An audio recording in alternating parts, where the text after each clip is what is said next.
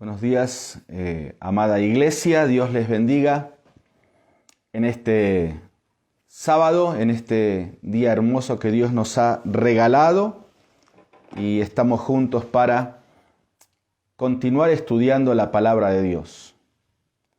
Estamos juntos para alimentarnos a través de la palabra de Dios en tiempos tan difíciles donde necesitamos más que nunca estar fortalecidos, porque las tormentas que están sacudiendo las vidas personales, los matrimonios, las familias, las iglesias son cada vez más fuertes.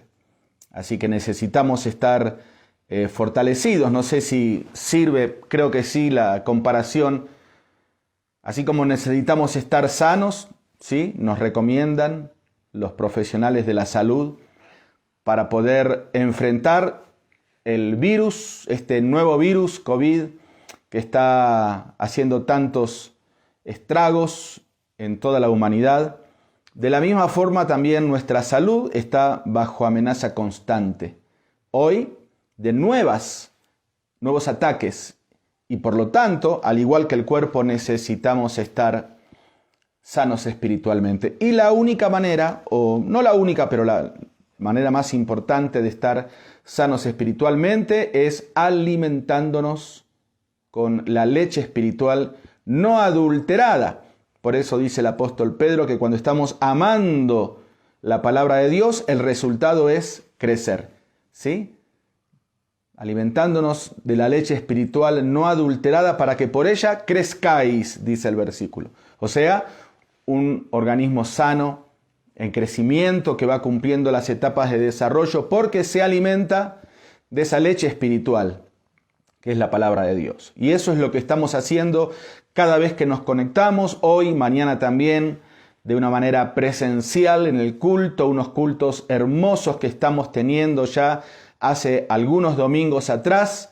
Te invitamos a que no te lo pierdas, 8:30 de la mañana también con el pastor Israel, y ahora aquí de esta manera virtual. Estamos estudiando, si tú me sigues desde hace un tiempo, los profetas menores. Le hemos puesto como título los grandes mensajes o los mensajes mayores de los profetas menores. Y en verdad el mensaje que tenemos hoy frente a nosotros es un mensaje directo al corazón. Vamos a estar viendo, y te invito a que abras tu Biblia junto conmigo en el libro del profeta Oseas. Y si le tenemos que poner algún título a este libro o a este mensaje, es el profeta del amor perdonador, o un mensaje de regreso al verdadero amor. Todo el libro habla del amor. Déjame hacerte una introducción del contexto de este libro. A nivel histórico, Oseas fue un profeta que profetizó hacia la nación del norte. Las 10 tribus del norte que nosotros conocemos como el reino de Israel. Después está el reino de Judá, que son las 2 tribus del sur. Y el reino del norte fue el primero en apartarse de Jehová y el primero en recibir el cautiverio por los asirios. Varios años después, el reino del sur siguió el mal ejemplo de sus hermanos del norte y también acabaron siendo esclavizados por los babilonios. Entonces, Oseas profetizó a la nación de Israel. Y básicamente la denuncia del Jehová del Antiguo Testamento a través del profeta Oseas era la misma denuncia o el mismo reclamo, usando una comparación, que un esposo le haría a su mujer infiel, porque le abandonó y se fue tras otros amantes. Todo el libro de Oseas está impregnado de esta comparación. Y es más, vamos a ver ahora cómo Dios le puso a Oseas, antes de que comience su ministerio profético, en una relación de infidelidad con su esposa infiel, para que él en carne propia pueda entender lo que siente el corazón de Dios. Obviamente Dios está en contra de la infidelidad.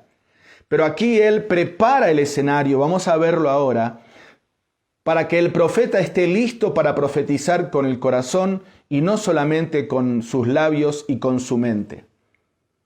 Porque en todos los libros proféticos vemos esta misma premisa, de que Dios está más interesado en el profeta que en la profecía, y que Dios no quiere usar al profeta solamente como un parlante, como un megáfono, solamente como un medio mecánico para transmitir su mensaje. Dios quiere que el profeta ponga el corazón en la profecía.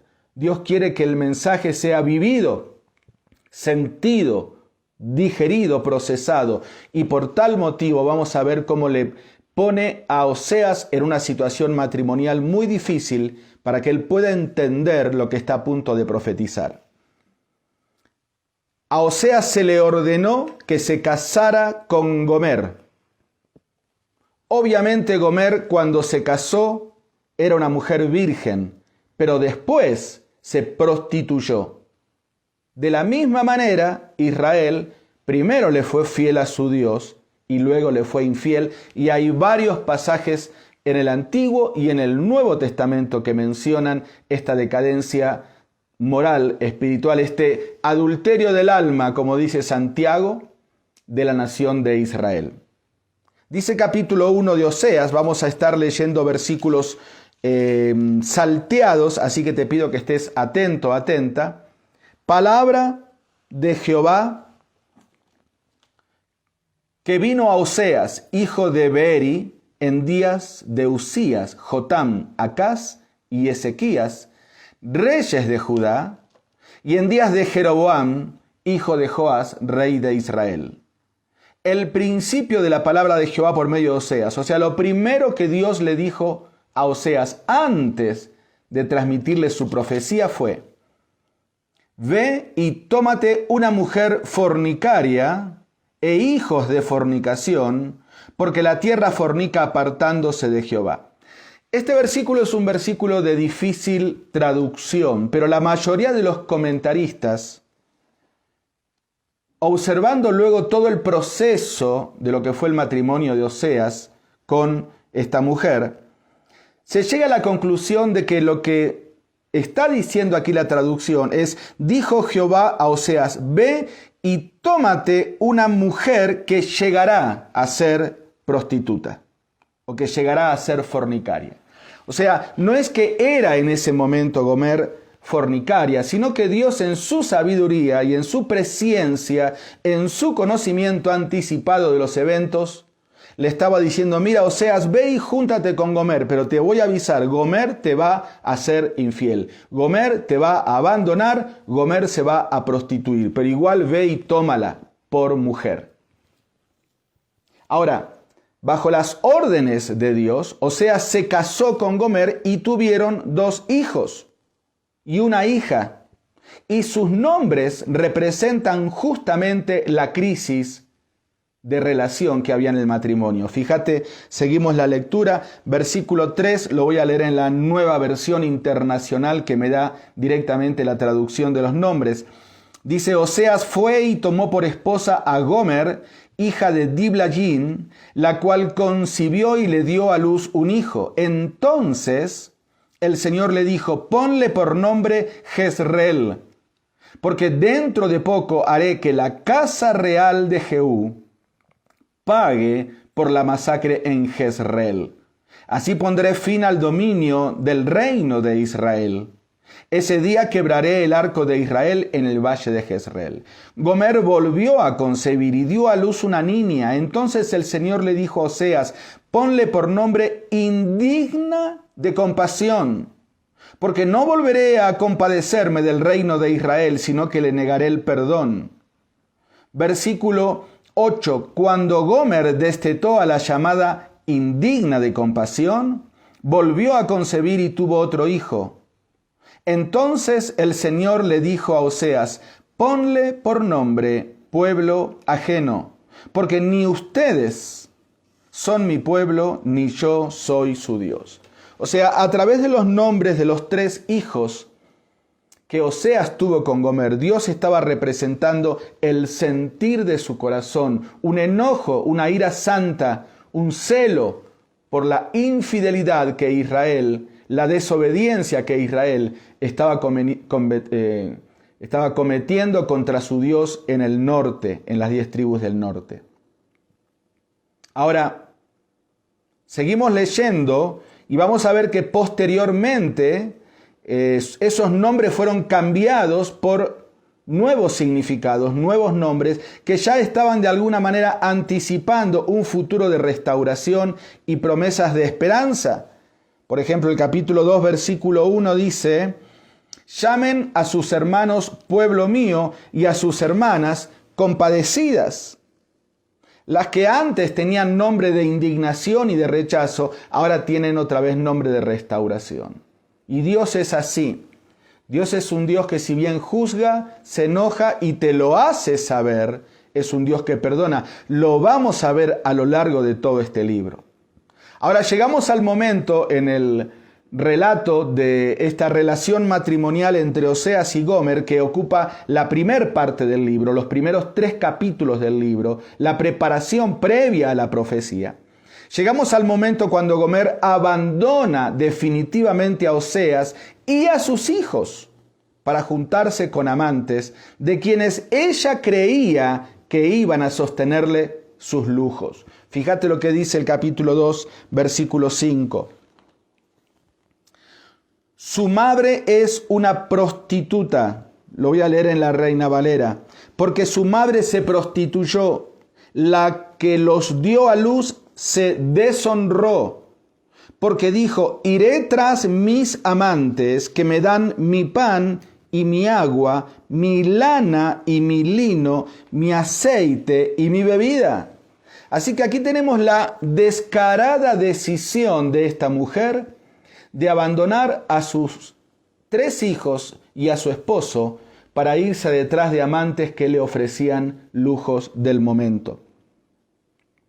Cuando en realidad, dice el relato ahí en el versículo 8, que era Oseas quien pagaba sus extravagantes gastos. Fíjate, capítulo 2, versículo 8 dice: ella no reconoció que yo le daba el trigo, el vino, el aceite, multipliqué la plata y el oro. O sea, es como que era una mujer que comenzó a pervertirse moralmente, comenzó a exigirle a su esposo que le financie sus grandes lujos, y tal vez cuando llegó un punto donde ella pedía más de lo que Oseas le daba, ella se fue detrás de sus amantes que le prometían más riqueza. Un cuadro extremadamente triste. Es más, dice el capítulo 2, versículo 2, que sus hijos y su propio esposo le van a suplicar a la madre para que vuelva a casa. ¿Sí? 2:1 dice: decid a vuestros hermanos Ami y a vuestras hermanas Ruama, contended con vuestra madre, contended, porque ella no es mi mujer, ni yo su marido. Aparte, pues, sus fornicaciones de su rostro y sus adulterios de entre sus pechos. ¿Qué le está diciendo Dios a los hijos? Reclámenle a su madre la locura que está cometiendo. Pero esta mujer, Gomer, no entendía razones. Rechazaba sus súplicas.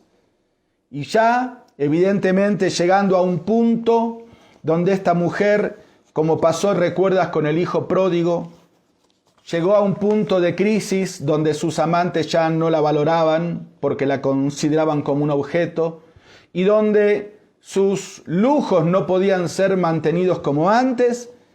Esta mujer directamente se vende como una esclava prostituta.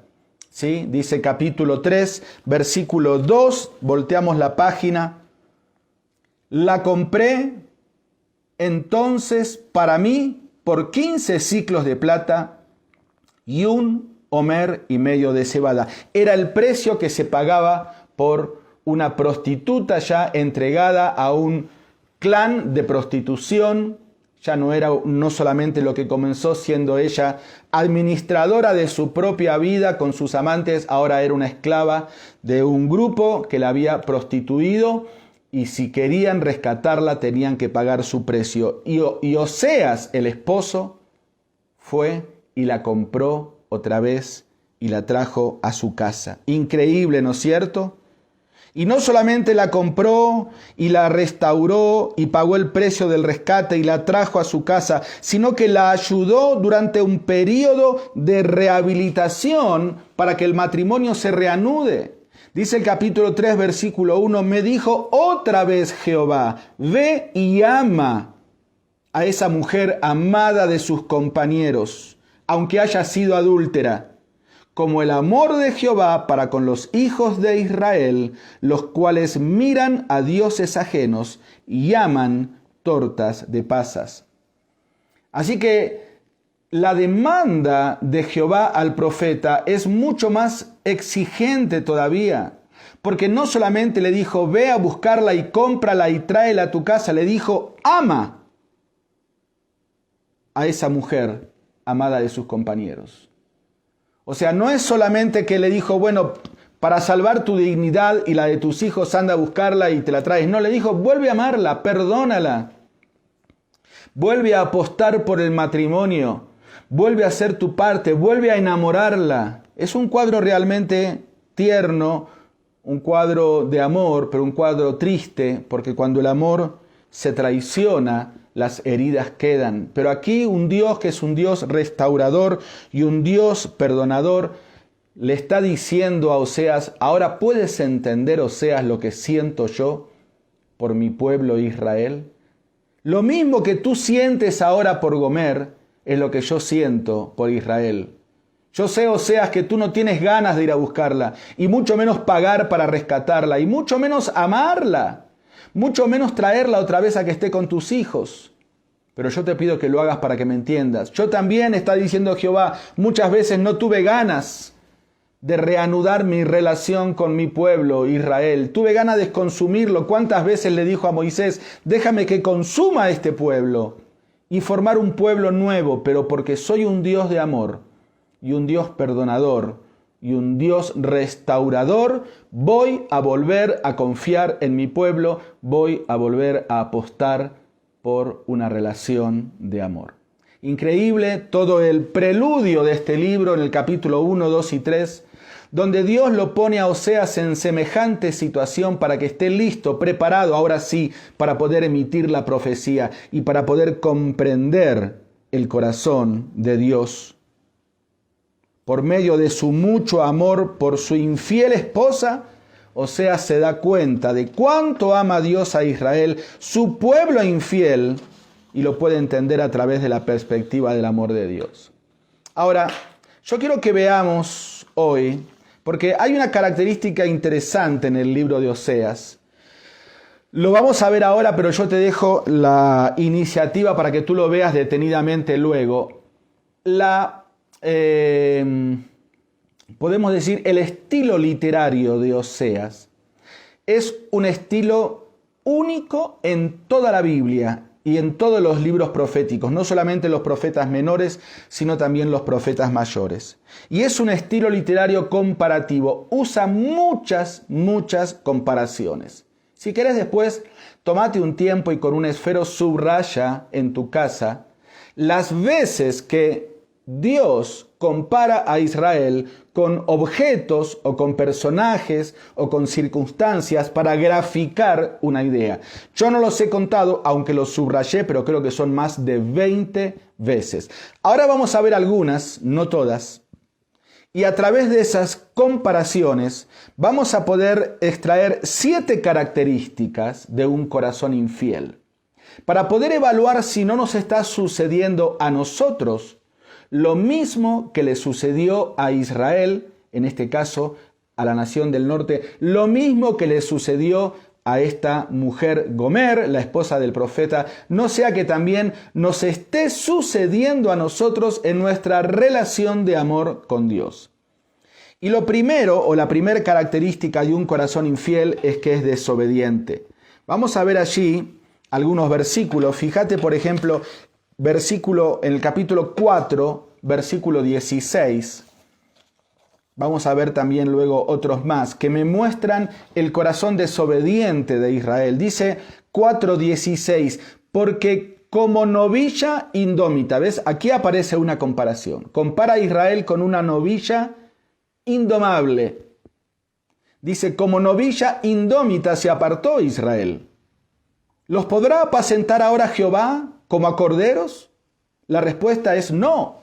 No se puede apacentar como un cordero a una novilla indomable, porque me habla de un carácter rebelde, desobediente. Luego dice, Efraín es novilla domada que le gusta trillar, pero yo voy a pasar sobre su lozana cerviz y le voy a poner un yugo, porque Dios se da cuenta que esa aparente sumisión, cuando leemos la palabra Efraín, tienes que entender que se refiere a Israel, ¿no? Efraín es Israel, el reino del norte. Esa aparente sumisión es momentánea.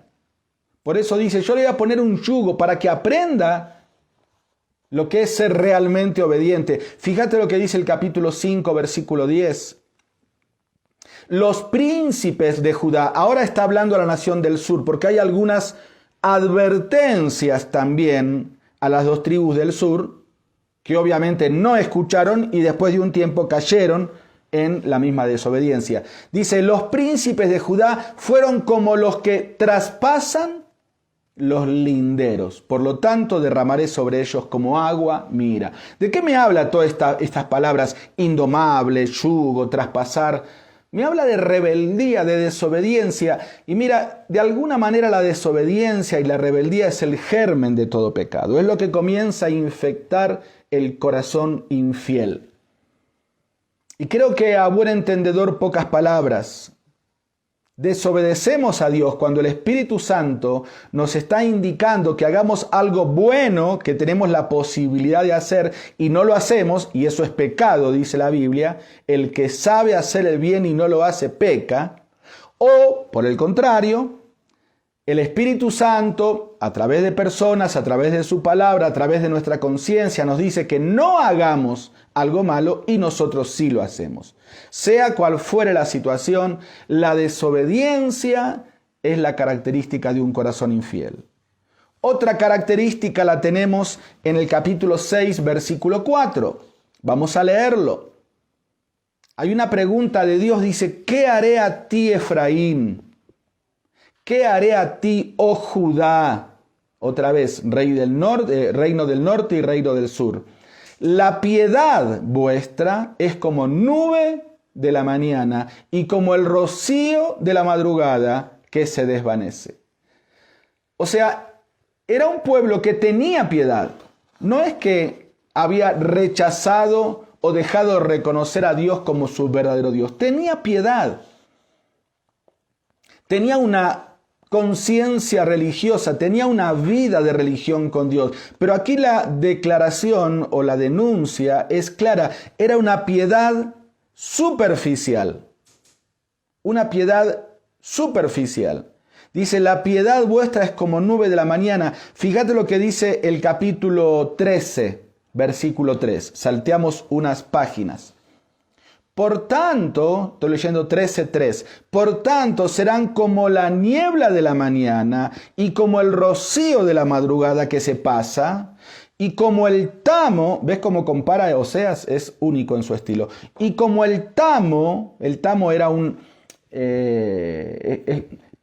hay dos comparaciones. Es una planta que crece en el desierto, que no tiene raíces, y que forma como una bola de ramas y el viento la va haciendo rodar por el desierto y así vive. O también se utiliza para hablar de esa pelusa que se junta en las esquinas de la casa. Eso también es el tamo. Dice, y como el tamo que la tempestad arroja de la era y como el humo que sale de la chimenea. Todos los ejemplos que Oseas usó, o que Jehová usó a través de Oseas, hablan de algo superficial. Nube, niebla, rocío de la madrugada, tamo, humo. Se ve un ratito, luego desaparece. Así es vuestra piedad. Por eso, en segundo lugar, la segunda característica de un corazón infiel, dijimos que la primera era desobediente, la segunda es que es un corazón desvanecido.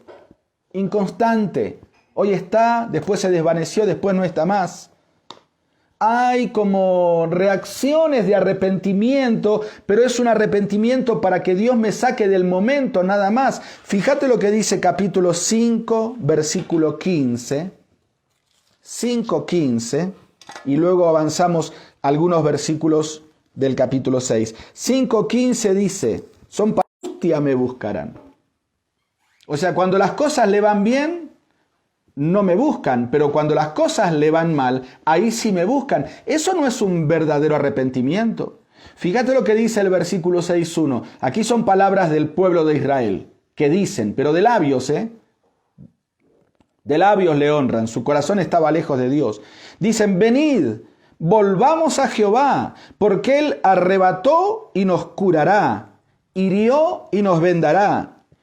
Nos dará vida después de 2 días. En el tercer día nos resucitará y viviremos delante de Él. Y conocemos y proseguiremos en conocer a Jehová. Pero toda esta expresión de estas promesas de volver a Jehová son superficiales. Porque el pueblo está diciendo, a ver, vamos a Jehová porque como Él nos hirió, nos puede curar. Pero una vez que te curó, te vas otra vez. Son como los 9 leprosos que fueron a Jesús para que les cure de la lepra. Jesús les curó y nunca más aparecieron. Eso es una relación superficial y ese es un corazón desvanecido. En tercer lugar, capítulo 7, versículo 8, otra característica de un corazón infiel es que es un corazón que está detenido en su desarrollo. Fíjate lo que dice 7:8. Efraín se ha mezclado con los demás pueblos. Efraín fue torta no volteada. ¿Qué significa una torta no volteada? ¿No? Acá las mujeres tal vez pueden entender más que los hombres, ¿no? Cuando se hace una arepa, cuando se hace una tortilla y se quema de un lado, pero arriba está crudo y ahí se acabó la cocción y vos servís en el plato una arepa o una tortilla abajo tiesa, abajo seca y arriba cruda. O sea, nunca completó su proceso correcto de cocción. Y así compara Dios a Efraín, dice, es una tortilla no volteada, o sea, por un lado seca, por el otro lado está cruda. Nunca se terminó, nunca se completó el proceso. Es un corazón detenido en su desarrollo. Y esto es lo que sucede cuando somos, como dijimos en el punto anterior, como el humo, como la nube, como el tamo. Somos inconstantes. Con arrepentimientos momentáneos, con una piedad superficial. Comenzamos otra vez un ciclo en nuestra vida que queremos agradar a Dios y otra vez caemos, y otra vez nos desanimamos, y otra vez nos apartamos y dejamos de ir a la iglesia y volvemos otra vez porque de alguna manera estamos tocando fondo y decimos, ay Diosito, y Dios nos perdona, nos ayuda a salir de los problemas del momento y otra vez nos olvidamos de Él. Y es una cadena, un ciclo vicioso que lo único que logra es detenernos en nuestro proceso madurativo. Otra característica de un corazón infiel, como el corazón de Israel, la tenemos en el capítulo 7, versículo 11, con otra comparación más de Oseas. Efraín fue como paloma incauta. La palabra incauta, para que la entiendas, es distraída. ¿Sí? La NBI dice, Efraín es como una paloma torpe y sin entendimiento. Paloma incauta, sin entendimiento. Llamarán a Egipto y acudirán a Asiria, pero no les van a ayudar. Así que aquí tenemos en cuarto lugar un corazón distraído. Paloma incauta. Incauta significa distraída. Y una paloma distraída es una paloma fácil de cazar. La paloma es un ave apetecible hasta por los humanos. Hay palomas grandes que los humanos las cazan y las usan para comer, o también por animales, porque es un ave grande y tiene carne. Sí, es muy común en la ciudad ver a los gatos atrapando palomas. Y claro, paloma distraída es una paloma que va a acabar en las garras del gato. ¿Sí? Aplicándolo aquí a nuestro país, que decimos, camarón que se duerme, se lo lleva la corriente. Distracción. Y así Dios estaba comparando a su pueblo. Un corazón infiel es un corazón distraído. Diferentes cosas van cautivando nuestra atención y nos van apartando nuestro enfoque del lugar correcto. Por eso el autor de los Hebreos dice, poniendo nuestros ojos en Jesús, si querés correr con paciencia y terminar la carrera y alcanzar la meta, no te distraigas.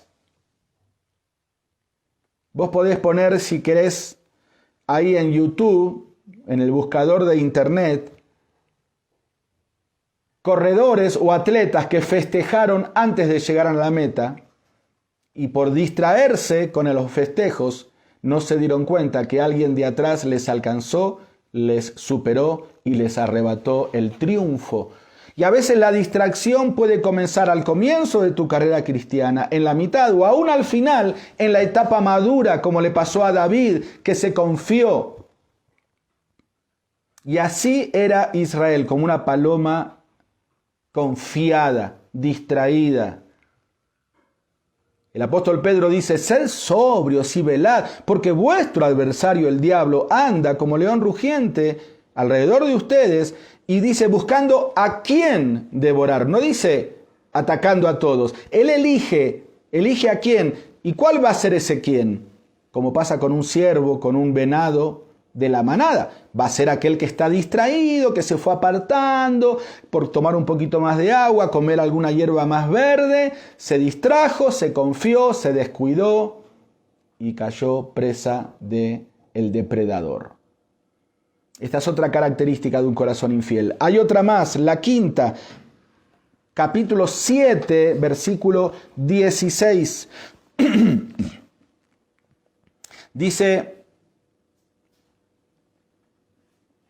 volvieron, pero no al Altísimo. Fueron como arco engañoso. Otra comparación, te dije que había muchas. Como arco engañoso. Estoy leyendo 7:16. Volvieron.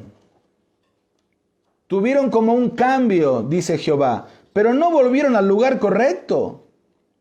Fueron como arco engañoso. ¿Qué significa arco engañoso? Antes, el arco y la flecha era una de las armas más codiciadas en el ejército. Porque claro, no había la pólvora como ahora. Y los flecheros, que tenían una puntería admirable, eran considerados muy valiosos en el ejército. Y las flechas también. Por eso la Biblia habla, por ejemplo, de la saeta bruñida. ¿Qué significa? Tenía una punta de bronce que el flechero la iba limando y lograba un equilibrio perfecto, una aerodinámica perfecta. Y todo el cabo de atrás era súper recto. Pero no solamente la flecha, el arco también. Tenía que estar balanceado, bien tensado. No era de cualquier madera, no era con cualquier cuerda. Y cuando el arco no estaba bien preparado, era un arco engañoso. Parecía que iba a dar en el blanco, pero cuando el soldado soltaba la flecha, esa flecha se desviaba y no daba en el centro. Y dice, volvieron pero no al Altísimo. Mi pueblo fue como un arco engañoso. Mira lo que dice el capítulo 13. Versículo 9, también la misma idea. Te perdiste, oh Israel, mas en mí está tu ayuda. O sea, no diste en el blanco, Israel, reconoce que te perdiste.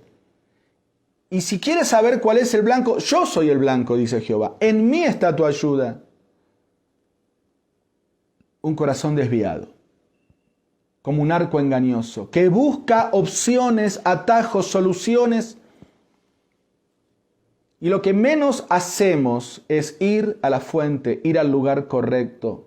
Y fíjate el reclamo de Dios, le dice, Israel, te perdiste, en mí está tu ayuda. Es como que le dice, acá estoy, abre los ojos. En medio de la niebla, en medio del humo, de tu superficialidad, tienes que encontrarme a mí como un faro en medio de la bruma, en medio del océano, y en mí está tu ayuda. Corazón desviado. En sexto lugar, Dijimos que íbamos a ver 7 características. Capítulo 8, versículo 8. Lo leemos, por favor. Dice, devorado será Israel. Pronto será entre las naciones como vasija que no se estima. Un corazón devorado, consumido, destruido, acabado. Dice, devorado será Israel, como vasija que no se estima. Cuando tú ordenas tu casa y te das cuenta que hay adornos viejos, rotos, ya que perdieron su brillo, dice, esto ya se acabó, no tiene valor, y lo tiras a la basura. Así dice Dios, te estoy viendo a ti, pueblo amado. Tu corazón infiel ha sido devorado por otras cosas. Claro, es como un proceso. Recién hablamos de la paloma incauta y ahora hablamos ya de la paloma devorada por distraída. Y en séptimo lugar, hay más comparaciones, pero yo elegí 7 solamente. Vamos a ver un corazón dividido. La séptima característica de un corazón infiel es que es un corazón dividido. Dice capítulo 8, versículo 9. Porque ellos subieron a Asiria como asno montés para sí solo. Efraín con su salario alquiló amantes. Claro, le estaban pidiendo ayuda porque por su desobediencia a Dios comenzaron a empobrecerse. Y en vez de arrepentirse de sus pecados y permitir que Dios comience a bendecirlos nuevamente, iban a pedir préstamos a sus vecinos. A los vecinos de abajo no podían pedirle préstamos porque era el reino del sur y estaban peleados con sus propios hermanos. Esta división siguió hasta el tiempo de Jesús. Por eso judíos del sur y samaritanos del norte no se llevan entre sí. Entonces fueron a pedirle ayuda o préstamos a los vecinos del norte. ¿Quiénes eran? Los asirios. Ellos no sabían que los asirios luego iban a acabar conquistándolos e invadiéndolos a ellos mismos. Y Dios les está advirtiendo, ellos subieron a Asiria como asno montés para sí solo. Efraín con salario alquiló amantes. Fíjate lo que dice el capítulo 10, por favor. Versículo 10, 1 y 2. Israel es una frondosa viña que daba abundante fruto, pero para sí mismo. Dice, es una frondosa viña que da abundante fruto, pero para sí mismo. ¿Te podés imaginar el caso de una planta de uvas que dé uvas? Y cuando el jardinero o el agricultor va a podar el racimo de uvas para llevarlo y procesarlo y hacer el vino, la viña le dice, no, este racimo es para mí. Pregunto, ¿para qué le sirve a la vid las uvas? ¿Para qué le sirve a la planta de manzana, a un manzano, la manzana? ¿Para qué le sirve a una mata de verde, como dicen en la costa, el racimo de verde? ¿Para qué le sirve a la propia planta su fruto? Para nada. La planta da fruto para los demás, a lo sumo para que se termine haciendo semilla y crezca como otro árbol, pero para la planta no le sirve. Es una ironía. Sin embargo, Israel es así, dice, da fruto, pero para sí mismo. Es una frondosa viña y da fruto para sí mismo. Conforme a la abundancia de su fruto, multiplicó también los altares. Conforme a la bondad de su tierra, aumentaron sus ídolos. Está dividido su corazón. Aquí tenés la séptima característica de un corazón infiel, es un corazón dividido. Está dividido su corazón. Ahora serán hallados culpables. Jehová demolerá sus altares y destruirá sus ídolos. ¿Por qué? Porque su corazón está dividido. ¿Qué significa? Que por ratos pensaban en los derechos de Jehová como rey de Israel, pero por otros ratos pensaban en sus propios derechos, en sus propias satisfacciones. Egoísmo había ocupado su corazón. Por eso dice, da fruto para sí mismo. Y después fíjate la repetición de la palabra abundancia de su fruto. la bondad de su tierra, aumentaron sus ídolos, está dividido su corazón, demolerá sus altares, destruirá sus ídolos. ¿Por qué se repite este pronombre personal, su? Porque está demostrando que Israel solo se preocupaba de sus cosas. Estaba pensando en sus derechos, egoístamente, mas no en los derechos de Jehová, y su corazón estaba dividido. Cuando el Señor Jesucristo dijo, no os afanéis por lo que habéis de comer, por lo que habéis de vestir, la palabra afán o ansiedad, ahí en el idioma griego, en que está escrito el Nuevo Testamento, es la palabra merimnao, así se escribe, merimnao. ¿Y qué significa merimnao? Corazón dividido o mente dividida. Es la misma palabra que aparece en Santiago cuando dice el hombre de doble ánimo es inconstante en todos sus caminos. Esa palabra doble ánimo es una sola, merimnao. Un corazón dividido por la ansiedad, por el egoísmo, por buscar mis propios derechos, es otra característica de un corazón infiel. Ahora yo quiero terminar en esta mañana y quiero resaltar algunas frases muy lindas que subrayé en el libro, y podamos entender cómo es que Dios va trabajando en nuestro corazón infiel para atraernos otra vez a sí mismo. De la misma manera que Oseas tuvo que trabajar, invertir, gastar, perdonar, arrepentirse, ir a buscar a su esposa, dejar el rencor de lado y volver a amarla, y volver a restaurarla, y volver a cautivarla y volver a enamorarla. Dice capítulo 2, versículo 6 y 7, mirá qué lindos versículos, si querés subrayarlos, yo los tengo subrayados en mi Biblia. Por tanto, he aquí, yo rodearé de espinos su camino, y la cercaré con seto, y no hallará sus caminos. Seguirá a sus amantes, y no los alcanzará, los buscará, y no los hallará. Entonces dirá, iré y me volveré a mi primer marido, porque mejor me iba entonces que ahora. Y dice el versículo 14, pero he aquí que yo la atraeré y la llevaré al desierto y hablaré a su corazón. Y dice versículo 16, en aquel tiempo, dice Jehová, me llamarás Ishi. Dice, no me llamarás Ishi, perdón. A ver, en aquel tiempo, dice Jehová, me llamarás Ishi y nunca más me llamarás Bali. La NBI dice, en aquel día, afirma el Señor, ya no me llamarás mi Señor, sino que dirás, esposo mío. O sea, está describiendo el proceso.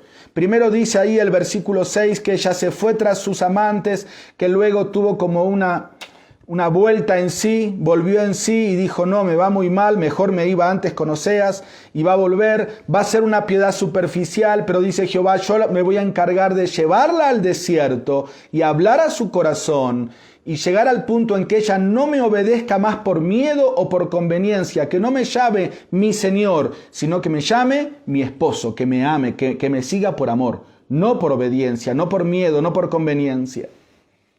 Hermanos, hermanas, las situaciones difíciles que nos toca pasar muchas veces son campanitas de Dios, alertas de Dios, llamados de atención de Dios, para que podamos darnos cuenta que estamos cultivando un corazón infiel.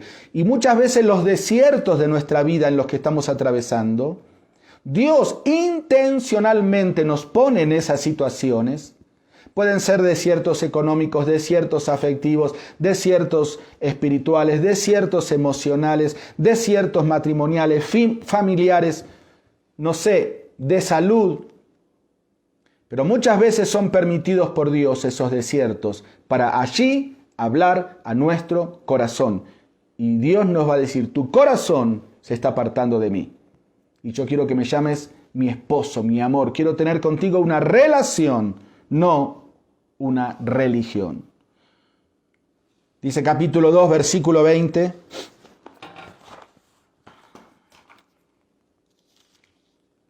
Y te desposaré conmigo en fidelidad y conocerás a Jehová. Y quiero resaltar esta palabra conocerás. Dice capítulo 4, versículo 6. Mi pueblo fue destruido porque le faltó conocimiento. La NBI dice, pues por falta de conocimiento mi pueblo ha sido destruido. Ahora aquí, esta falta de conocimiento no es que le faltaron títulos académicos, no es que le faltó comprar más libros y leer más libros, no es que le faltó graduar de un seminario bíblico. El conocimiento que va a mantener tu corazón en fidelidad a Dios, más que un conocimiento intelectual, es un conocimiento experimental.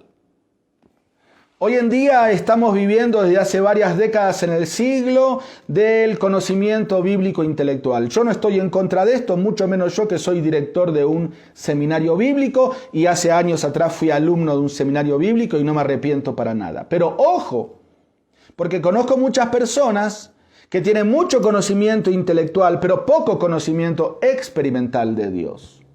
Y yo puedo conocer la teología, la soteriología, la amarteología, la bibliología, la cristología y todas las logías que puedas imaginarte. Sin embargo, no estar avanzando en mi conocimiento de Dios.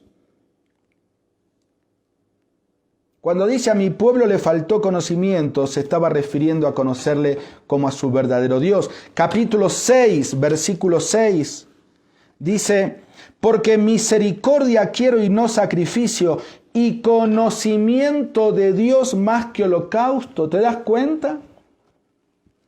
Lo que Dios está pidiendo es relación más que una religión. Es bueno que tú estés conectado ahora. Ojalá mañana puedas asistir al culto, es bueno que estés tomando nota, es bueno que tengas libros, pero cuidado, si ese conocimiento no baja a nuestro corazón, no van a haber cambios en tu vida. Capítulo 4, versículo 15, cuidado porque nuestra actitud puede contaminar a otros. Dice 4:15, si fornicas tú, Israel, a lo menos que no peque Judá. Si fornicas tú, Israel, a lo menos que no peque Judá. ¿Por qué? Porque los vecinos del sur estaban viendo y estaban copiando lo malo que hacían sus hermanos del norte. Fíjate capítulo 5, versículo 5. La soberbia de Israel le desmentirá en su cara. Israel y Efraín tropezarán en su pecado y Judá tropezará también con ellos. A veces pensamos que los problemas de mi corazón son problemas míos y nada más. Y estamos equivocados porque tu carnalidad, tu desánimo, tu infidelidad desanima a otros. Cuando el autor de los Hebreos dice que tenemos que hacer sendas derechas para nuestros pies y correr con paciencia, él nos dice que hay una gran nube de testigos que nos está observando. Tus hijos. ¿Tú quieres que tus hijos sean hombres y mujeres triunfadores en la vida? Yo también. Pero para eso no solamente es necesario que le dejes una buena capacitación académica en la mejor universidad, una casa de herencia o 2 o 3 si puedes, un fondo bancario para que tengan para comenzar. Eso está excelente. Pero ¿qué de tu herencia espiritual? Porque ellos están viendo si lo que tú haces realmente es congruente con lo que tú predicas o con lo que tú cantas en la iglesia. Tu cónyuge está siendo influenciado por tu comunión con Dios. O tu falta de comunión con Dios desanima a tu cónyuge. Que dice, bueno, sí, mi cónyuge no ora, mi cónyuge no lee la Biblia, mi cónyuge no habla de Dios, entonces yo tampoco. Porque se contagia. Tus amigos de la iglesia. Estamos viviendo un tiempo donde la iglesia está bajo mucha presión y necesitamos, como dice la Biblia, animarnos unos a otros con estas palabras y no desanimarnos. Seguimos leyendo, capítulo 8, versículo 12. Ya terminamos, 8:12. Dice, le escribí las grandezas de mi ley y fueron tenidas por cosa extraña. Dice Dios, les escribí al detalle. A veces estamos en problemas y decimos, bueno, Dios dirá. ¿Cómo Dios dirá? Mira, Dios ya dijo, mira la cantidad de páginas, millones de palabras. Y Dios dice, les escribí las maravillas de mi ley. Me tomé el tiempo de enseñarles, instruirles, escribirles, enviarles profetas, enviarles reyes sabios, enviarles apóstoles, enviarles mensajes, enviarles ángeles. Y fueron tenidos por cosa extraña. Y allí comienza el problema de nuestra infidelidad espiritual, nuestro adulterio del alma, como dice Santiago, oh almas adúlteras. Allí comienza en descuidar la palabra de Dios. Les escribí las maravillas de mi ley y ellos la tuvieron como cosa extraña. Capítulo 11, versículo 3 y 4. Mira cuántos pasajes lindos hay en Oseas. 11, 3 y 4 dice, yo con todo eso, o sea, a pesar de lo mal que me trataron, dice Jehová, enseñaba a andar al mismo Efraín, tomándole de los brazos, y no conoció que yo le cuidaba. Con cuerdas humanas los atraje, con cuerdas de amor, y fui para ellos como los que alzan el yugo de sobre su cerviz, y puse delante de ellos la comida. Es como Jehová dice, ¿qué más tengo que hacer? ¿En qué fallé? Dice Dios. Los amé desde niños, los tomé de la mano, les enseñé a caminar, los alimenté, los fui guiando. ¿Cómo puede ser, dice, que cuanto más yo los llamaba, tanto más se alejaban de mí? Con cuerdas de amor los atraje. Y querido hermano, hermana, no hace falta que hagas un gran esfuerzo mental para poder reconocer en el pasado y en el presente los mimos de Dios, los tratos amorosos de Dios, los cuidados de Dios, la gracia de Dios. ¿Cómo puede ser que no tengamos argumento para amarle? Por eso dice el apóstol Pablo, el amor de Cristo, el amor de Dios nos constriñe, nos impulsa. Y el último versículo, en el mismo capítulo 11, versículo 8, es un versículo que nos recuerda aquel pasaje de Romanos, ¿no es cierto? Cuando dice, ¿quién nos separará? ¿Quién nos condenará? Capítulo 11 de Oseas, versículo 8, dice, ¿cómo podré abandonarte, oh Efraín? ¿Te entregaré yo, Israel? ¿Cómo podré yo hacerte como Adma o ponerte como a Seboín? Mi corazón se conmueve dentro de mí, se inflama toda mi compasión. Dice la NBI, ¿cómo podría yo entregarte, Efraín? ¿Cómo podría abandonarte? Yo no podría entregarte, yo no podría abandonarte. Dentro de mí el corazón me da vuelcos y se me conmueven las entrañas. Es como que está diciendo Dios a su pueblo, aun que te hayas apartado, hayas cometido fornicación espiritual, aunque te estás yendo detrás de otros amantes, aunque yo te traje, pagué tu rescate en la cruz del Calvario, y tú igual sigues amando a veces las cosas del mundo, yo nunca voy a dejar de amarte. Terminamos leyendo, por favor, Romanos capítulo 8, versículo 33. ¿Quién acusará a los escogidos de Dios? Dios es el que justifica. ¿Quién es el que condenará? Cristo es el que murió, Él pagó el rescate. Más aún, el que también resucitó, el que además está a la diestra de Dios, el que también intercede por nosotros. ¿Quién nos separará del amor de Cristo? ¿Tribulación o angustia o persecución o hambre o desnudez o peligro o espada? Como está escrito, por causa de ti somos muertos todo el tiempo, somos contados como ovejas de matadero. Antes, en todas estas cosas somos más que vencedores por medio de aquel que nos amó, por lo cual estoy seguro de que ni la muerte, ni la vida, ni ángeles, ni principados, ni potestades, ni lo presente, ni lo porvenir, ni lo alto, ni lo profundo, ni ninguna otra cosa creada nos podrá separar del amor de Dios que es en Cristo Jesús, Señor nuestro. Y esto es una gran verdad, pero no abusemos de su gracia. No abusemos de su amor. Es lindo poder pensar en la gracia, en el amor de Dios.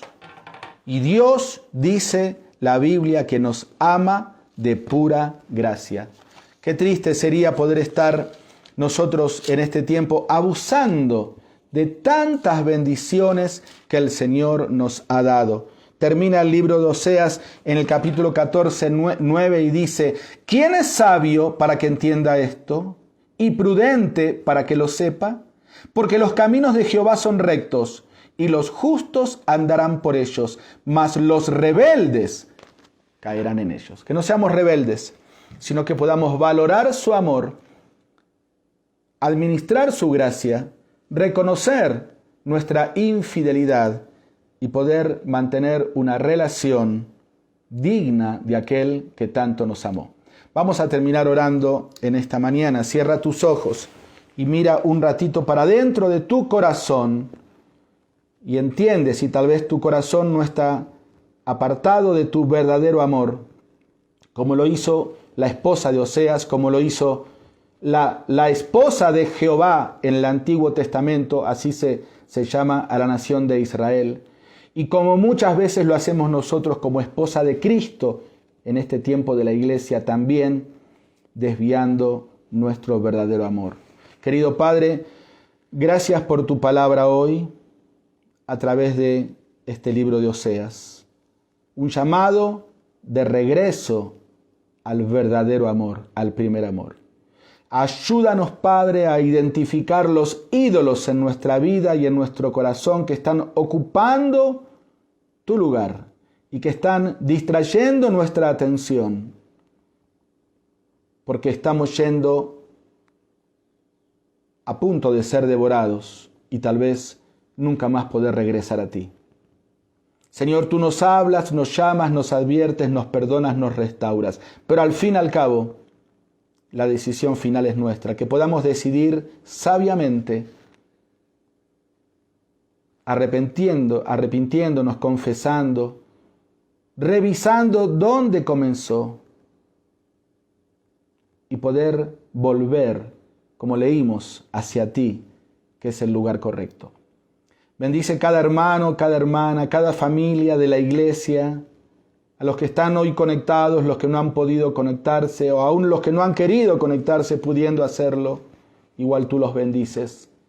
Gracias, Padre, por tu amor paciente. Nos encomendamos a ti el resto de este día y este fin de semana y el resto de nuestras vidas hasta que tú vengas a buscarnos. En el nombre de aquel que nos amó más que nadie en la cruz del Calvario, Cristo Jesús. Amén y amén. Muchas gracias. Seguimos en contacto. Nos vemos mañana, Dios mediante, 8:30 en el culto, y que Dios les bendiga.